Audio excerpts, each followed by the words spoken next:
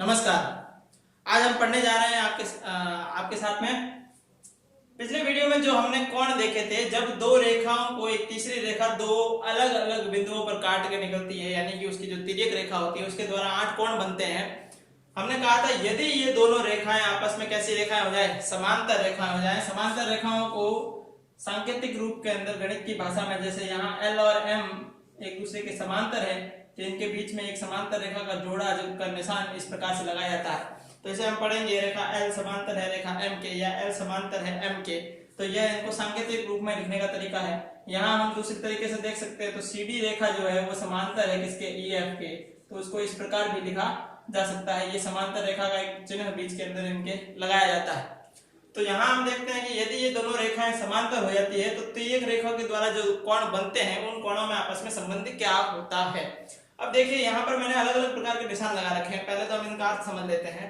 यदि दो कोण आपस में बराबर होते हैं, यदि दो कोण आपस में, मान लीजिए ये त्रिभुज है और इस त्रिभुज के अंदर दो कोण कोई, जैसे समझ लीजिए एक एबीसी त्रिभुज है, इसका कोण बी और सी आपस में बराबर है, तो क्या होगा कि जब इनके ये इस प्रकार से कोण हम दिखाते हैं, यदि दो कोण बराबर होंगे तो उनके अंदर के निशान जो होंगे वो आपस में एक दूसरे के क्या होंगे, बिल्कुल एक जैसे दिखे होंगे। जैसे यहाँ डबल लाइन लग रही है, कोण की जो लाइन है ये दो बार हो रखी है, तो इसका मतलब ये दोनों आपस में क्या है, एक दूसरे के बराबर है। यदि तीनों अलग अलग लाइनों से दिखा रखे हैं तो वो तीनों अलग अलग है। यहाँ इसके ऊपर एक ही लाइन है जबकि यहाँ दो है, इसका मतलब ये दोनों तो आपस में बराबर है, लेकिन ये इसके इन दोनों के बराबर नहीं है। तो यहाँ से हम समझ जाएंगे कि कौन कौन से कोण आपस में बराबर होते हैं, कौन कौन से नहीं, जिनके निशान आपस में एक जैसे दिखाई देते हैं। ये सिंगल जो निशान होता है उसके लिए लागू नहीं होता है, क्योंकि ये अकेला निशान कई कई जगह दे रखा होता है तो उसमें अलग अलग हो सकते हैं माप।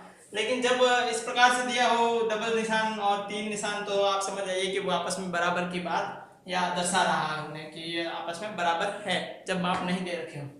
अब हम देखते हैं यहाँ की बात, जब माप नहीं दे रखे हो, ये भी मैंने कहा है तो उसको भी ध्यान रखिएगा। यहाँ हम देखते हैं, मैंने ये देखिए यहाँ दो लाइनें कर रखी है, एक और तीन के लिए। तो हम जानते हैं शीर्षाभिमुख कोण आपस में हमेशा बराबर होते हैं। तो यहाँ एक बराबर है तीन के, चार बराबर है दो के, ये दोनों भी आपस में क्या है, शीर्षाभिमुख है। इस प्रकार पांच बराबर है सात के और छह बराबर है आठ के, और मैंने इनको कट कर रखा है तो आप समझ जाइए कि ये बराबर है आपस में।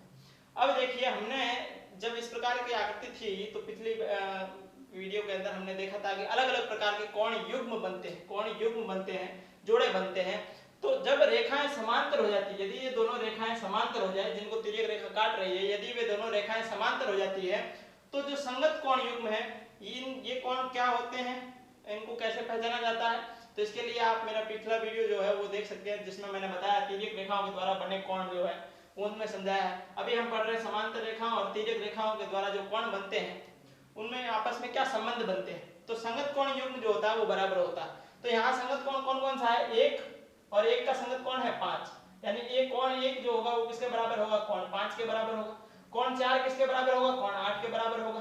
कोण दो किसके बराबर होगा, कोण छह के बराबर होगा। कोण तीन किसके बराबर होगा, कोण सात के बराबर होगा। ऐसा क्यों हो रहा है वो देखते हैं। पहले हम जब हमने पिछले वीडियो में बात की थी तो रेखाएं क्या थी, असमांतर थी। रेखाएं कैसी थी, असमांतर थी, यानी वो कभी ना कभी आगे जाकर के एक दूसरे से क्या हो जाती, प्रतिच्छेद कर जाती, एक दूसरे को मिल जाती। तो इस प्रकार जब कोण बन रहा था, तो अब आप देखिए कि मैं इन दोनों, इस कोण की और इस कोण की, ये दोनों आपस में संगत है, इनकी बात करता हूं। तो आप देख रहे हैं कि ये रेखा तो स्थिर है, जिस प्रकार यहाँ काट रही है वैसे ही यहाँ काट रही है। लेकिन इन दोनों की जब मैं बात करता हूं तो ये रेखा जो है वो नीचे की तरफ आ रही है, ढलान के अंदर आ रही है। तो यदि ये एक रेखा है, इसको मैं एक तो यूं काटूं और एक मैं इसको ऐसे काटूं, तो ये जो कोण बन रहा है और ये जो कोण बन रहा है, आप खुद देख सकते हैं कि ये रेखा तो स्थिर है और इसके लिए ये कोण जो है ये ऊपर की तरफ जा रहा है। ये हमें दिख रहा है कि 90 डिग्री से बहुत ज्यादा कम है, जबकि ये जो कोण है ये लगभग 90 या 90 से थोड़ा सा कम या 90 से थोड़ा सा अधिक जो है उस प्रकार जा रहा है। यानी यहाँ जो है कोण की चौड़ाई बढ़ती जा रही है और जैसे जैसे चौड़ाई बढ़ेगी कोण का माप बढ़ेगा, और यहाँ घट रही है। तो इसका मतलब क्या हो रहा है कि ये अलग अलग कोणों का माप दर्शाते हैं। जबकि समांतर रेखा में क्या होता है, जिस एंगल से ये गुजर रही है उसी ही कोण के साथ, उसी ही एंगल के साथ ये भी गुजरेगी। तो इसका मतलब क्या होगा कि इस स्थिर रेखा को यदि ये रेखा जिस एंगल से काटेगी उतने ही एंगल से ये भी काटेगी, क्योंकि दोनों के मध्य दूरी हमेशा क्या रह रही, समान रह रही। तो यही जो कारण है वो किसके पीछे है कि संगत कोण युग्म आपस में क्या होते हैं, बराबर होते हैं। ये रचना के आधार पर ही हमें स्पष्ट हो जाता है कि यदि दो रेखाएं समांतर हैं तो उनको काटने वाली तिर्यक रेखा के द्वारा बने संगत कोण युग्म हमेशा क्या होंगे, बराबर होंगे। तो यहाँ देखिए युग्म की बात कर रहा हूँ, टोटल 8 कोण है, यानी 4 युग्म यानी जोड़े बनेंगे। और वो 4 जोड़े कौन कौन से, संगत कोण की बात हो रही। एक का संगत कोण है 5, इसका मतलब कोण 1 बराबर है कोण 5 के। लेकिन कोण 1 किसके भी बराबर है, कोण 1 3 के भी बराबर है, क्योंकि ये कैसे कोण है, शीर्षाभिमुख है। चलिए हम आगे चलते हैं। दूसरा जोड़ा क्या बन रहा है, देखिए कोण 4 बराबर है किसके, कोण 8 के। तीसरा जोड़ा देखिए कोण 3 बराबर है कोण 7 के। और लास्ट देखिए कोण 2 बराबर है कोण 6 के। इस प्रकार से ये हमारे संगत कोण युग्म, ये नाम आप ये वाले याद मत रखिएगा, वहां वो नाम बदल सकता है, हो सकता है वो ए बी ए ओ सी और इस प्रकार से नाम दे दे, तो आपको पहचान संगत कोण की आनी चाहिए क्या होती है। तो संगत कोण आपस में बराबर होते हैं। इससे पहले हम देख चुके हैं कि शीर्षाभिमुख कोण बराबर है, यानी कोण 1 बराबर है कोण 3 के। दूसरा देखते हैं कोण 2 बराबर है कोण 4 के। तीसरा देखते हैं कोण 5 बराबर है कोण 7 के। और चौथा देखते हैं कि कोण 6 बराबर है कोण 8 के। ये हमारे कैसे कोण है, शीर्षाभिमुख कोण है। अब देखिए यहाँ भी ये कोण 1 किसके बराबर है, 3, जबकि यहाँ कोण 1 किसके बराबर है, 5 के।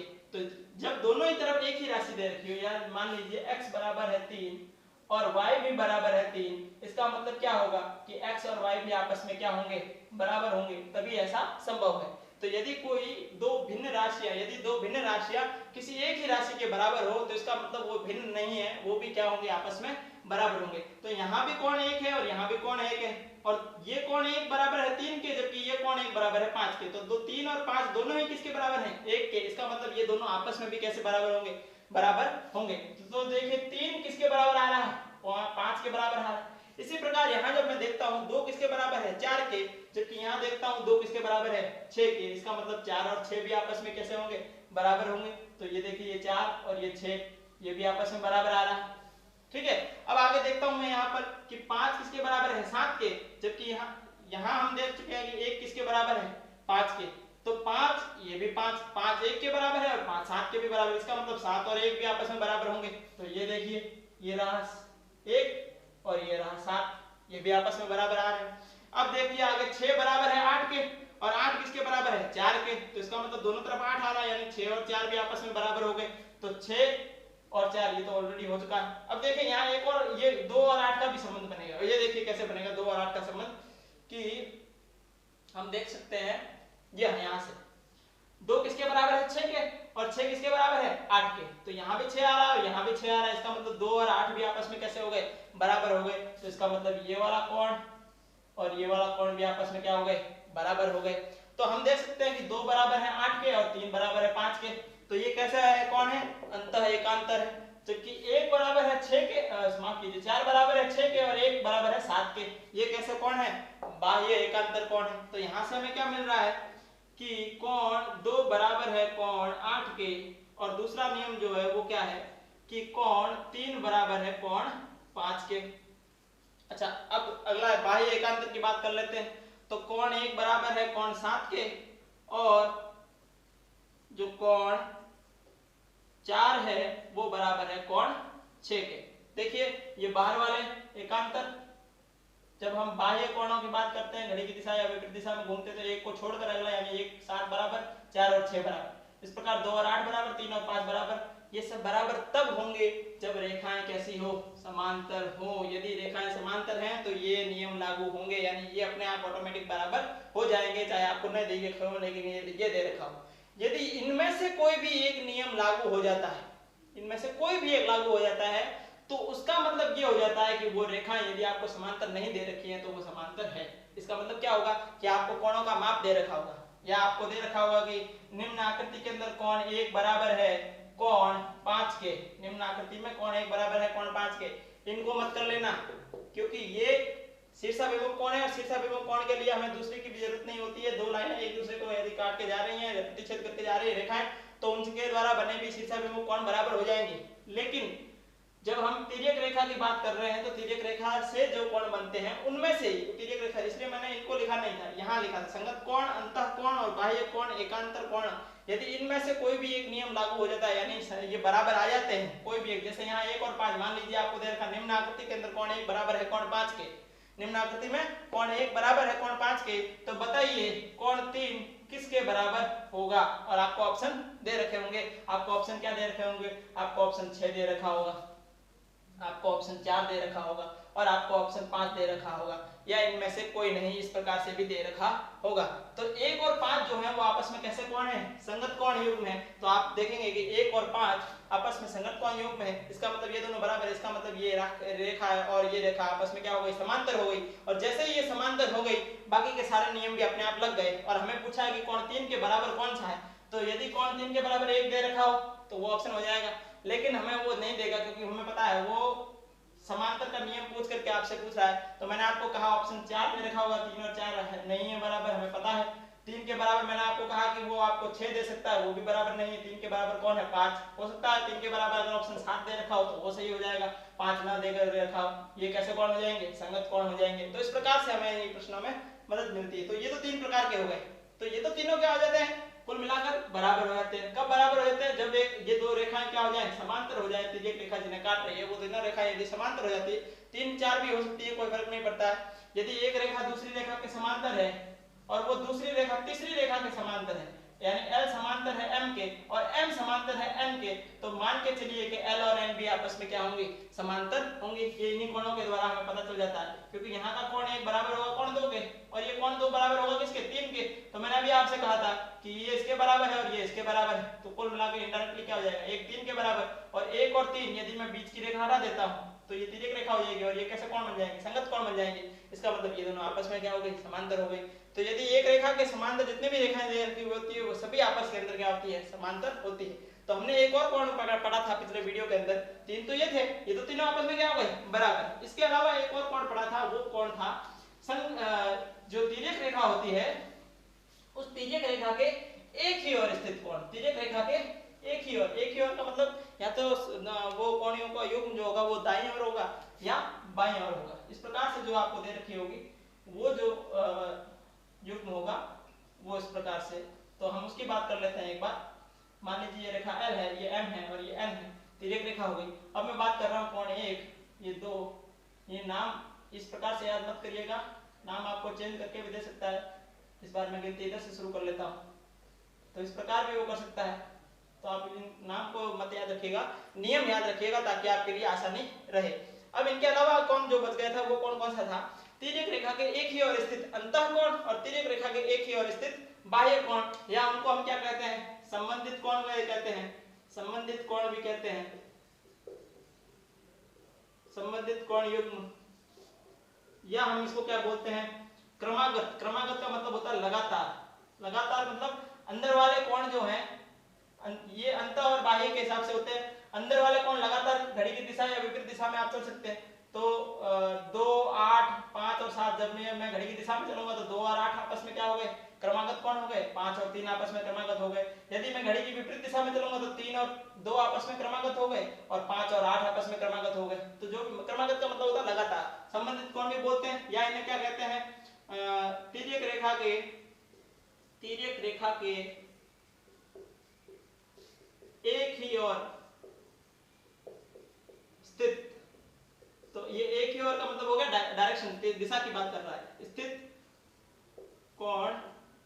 और यहाँ खासकर अंतः की बात की जाती है, बाह्य पर भी ये नियम लागू होता है। ठीक है, तो ये 3 नाम हैं इनके। क्रमागत कोण युग्म भी बोल सकते हैं आप, कोण युग्म। ठीक है, तो ये इनमें क्या संबंध होता है? इनमें संबंध ये होता है कि इनका योग हमेशा किसके बराबर होता है? 180 के बराबर होता है। यानी कि ये कोण आपस में कैसे हो जाते हैं? संपूरक कोण हो जाते हैं। तो इनका योग जो होता है बराबर होता है किसके? 180 डिग्री के। इसका मतलब ये आपस में कैसे कोण होते हैं? संपूरक कोण युग्म होते हैं। कैसे कोण युग्म होते हैं? संपूरक। अब ये कैसे होते हैं वो देख लीजिए कि यहाँ मैंने आपको कहा 2 और 8। अब देखिए कि 3 और 8 बराबर है। कैसे बराबर है? ये कैसे कोण है? ये कोण है आपके अंतः एकांतर, अंतः एकांतर कोण है। तो ये तो बराबर हो गए। ठीक है, क्योंकि हमें पता है कि रेखा L समांतर है किसके, M के, ये हमें गिवन है, दिया हुआ है। तो क्या हो गया, 3 बराबर हो गया 8 के।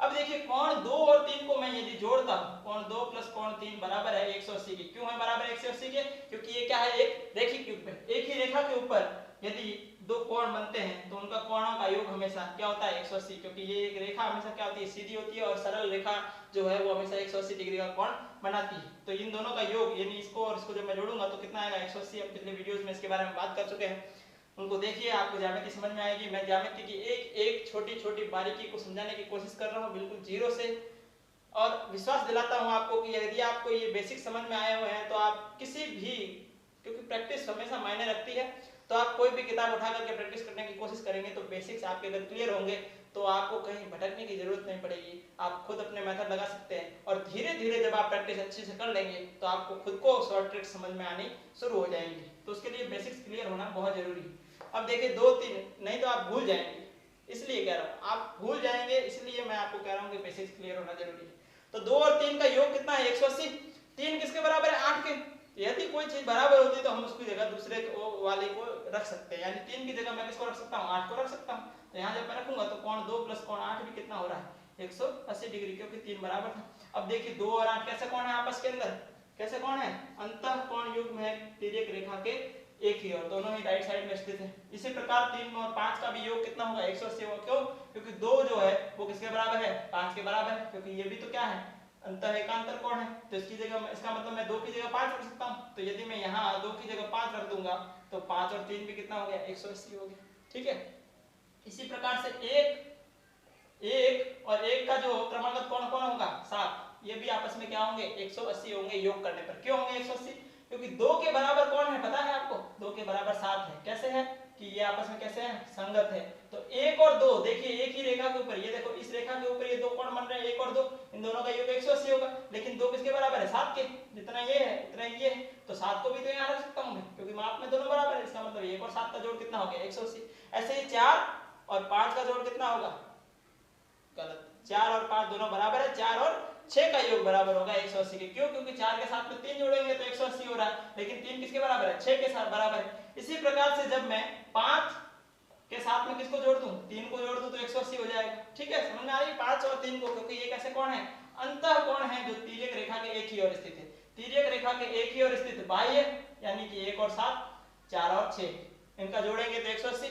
तिर्यक रेखा के एक ही ओर स्थित अंतः तो 2 और 8, 3 और 5, ये योग में बन रहे हैं जोड़े, इनका योग हमेशा 180 होता है आपस में।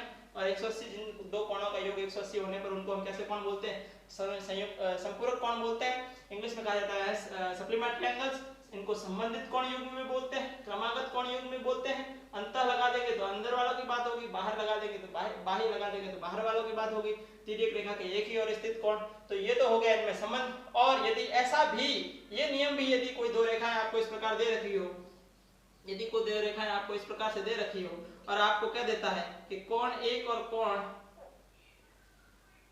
ये कोण 1 और कोण 2 का योग 180 डिग्री है, निम्न आकृति के अंदर कोण 1 और कोण 2 का योग 180 डिग्री है, तो बताइए कोण 3 जो है उसके साथ में किसका योग 180 डिग्री होगा। कोण 3 के साथ में किसका योग, ऐसे पूछ लेगा कोण 3 प्लस किसका बराबर 180 डिग्री होना चाहिए, आप बताइए। तो क्योंकि कोण 1 के साथ में कोण 2 जो है वो 180 डिग्री हो रहा है, तो वो आपको इसके साथ में 1 जोड़ देगा, जबकि 1 और 3 तो क्या है बराबर है। तो वो आपको 4 ऑप्शन दे देगा, या आपको इनमें से कोई नहीं देगा, या 1 और 4 दोनों दे देगा। ठीक है ना, तो इस प्रकार से तो होगा। तो वहां हम देखेंगे कि 3 और 4 को जोड़ने पर आपस में कितना होगा 180, क्योंकि जब आपको 1 और 2 का योग 180 दे रखा है तो हम यहाँ से क्या देखेंगे कि बाह्य कोण और कैसे कोण है एक ही और तिर्यक रेखा के एक ही ओर स्थित बाह्य कोण बराबर उनका योग 180 आ रहा है। इसका मतलब ये दोनों रेखाएं आपस में क्या हो गई समांतर। जो नियम समांतर होने पर लागू हो रहे हैं उसका विपरीत, यानी यदि ऐसा है तो इसका मतलब वो समांतर भी होंगी। तो दोनों नियम एक दूसरे के वाइस वर्सा, यानी कि यदि ये है तो ऐसा होगा और यदि ऐसा है तो ये होगा, मतलब दोनों तरफ वो नियम लागू होते हैं। इस प्रकार से हम आगे भी और वीडियो जो है वो बनाते रहेंगे। ज्योमेट्री अभी कंप्लीट नहीं हुई है, ज्योमेट्री बहुत ही बड़ा पोर्शन आता है और 10th तक के अंदर काफी कुछ इसके अंदर क्लियर हो जाता है। तो और लगभग सभी सामान्य प्रतियोगी परीक्षाओं के अंदर 10th तक के गणित के अंदर पूछा जाता है तो उसमें ज्योमेट्री जो है वो बहुत बड़ा मादा रखती है, बहुत बड़े अंक जो है अंक भार उसके अंदर आ जाते हैं। तो हम ज्योमेट्री को और अच्छे से क्लियर करने की धीरे धीरे छोटे छोटे नियम से पूरा करने की कोशिश करेंगे। लगातार हमारे साथ बने रहिए ताकि आपकी तैयारी जो है उसमें किसी भी प्रकार की अड़चन न आए। Stay at home with us. Thank you very much. जय हिंद।